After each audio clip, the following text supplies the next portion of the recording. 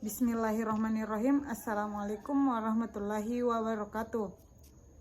Perkenalkan, nama saya Yusra Wira, NIM 1054311011719, Program Studi Pendidikan Pancasila dan Kewarganegaraan, Fakultas Keguruan dan Ilmu Pendidikan, Universitas Muhammadiyah Makassar. Nah, di video kali ini saya akan membahas tentang proses penelitian kuantitatif dan kualitatif. Nah, perbedaan antara metode penelitian kuantitatif dengan kualitatif dapat dibedakan dari proses penelitian yang dilakukan, yaitu penelitian kuantitatif yang bersifat linear dan penelitian kualitatif yang bersifat sirkuler. Nah, proses penelitian kuantitatif adalah penelitian yang bertujuan untuk menyelesaikan masalah, sehingga setiap penelitian kuantitatif harus berdasarkan atas masalah yang benar-benar terjadi. Nah, untuk menemukan masalah kita tidak bisa menerka-nerka, melainkan diperlukan sebuah studi masalah. Nah, kemudian setelah masalah ditemukan, maka kita perlu menjawab dan memberikan solusi dari masalah tersebut.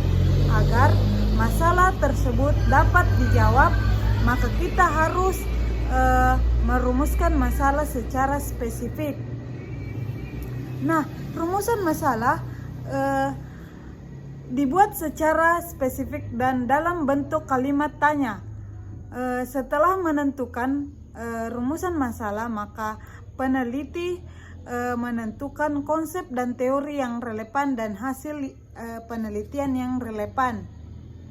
Nah, setelah itu penelitian harus memberikan solusi berupa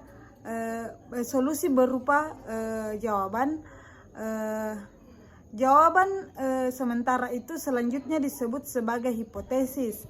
Nah, untuk mendapatkan hipotesis, maka seorang peneliti harus mencari referensi teoritis yang relevan dengan masalah dan solusi dalam penelitian tersebut. Nah, setelah itu maka peneliti mencari dugaan terhadap hubungan antar variabel.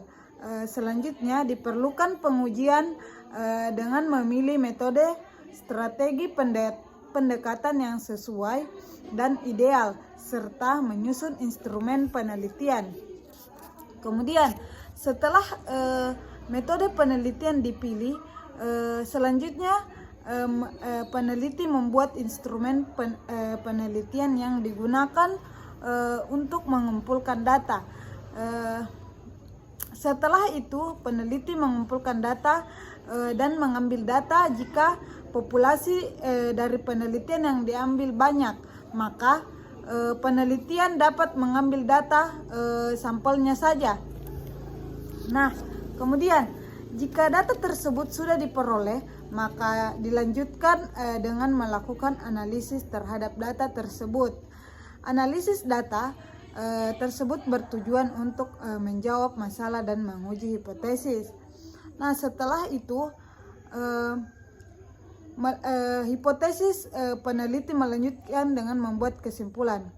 Kesimpulan yaitu langkah terakhir dalam penelitian berisi jawaban dari masalah dan juga pembuktian hipotesis apakah diterima atau tidak diterimanya. Nah, kemudian proses penelitian kualitatif yang bersifat sirkuler. Bersifat sirkuler karena tidak selalu mengikuti tahap-tahap kaku terstruktur seperti berlangsung dalam penelitian kuantitatif. Penelitian kuantitatif yaitu jenis penelitian ilmu sosial yang mengumpulkan data dan bekerja dengan data non-numerik dan yang berupaya menafsirkan makna dari data ini, sehingga dapat membantu kita memahami kehidupan sosial melalui studi populasi atau tempat yang ditargetkan. Kemudian pada proses penelitian kualitatif, maka peneliti mencari masalah masalah yang merupakan suatu keadaan yang menyebabkan seseorang bertanya-tanya, berpikir, dan berupaya menemukan kebenaran yang ada.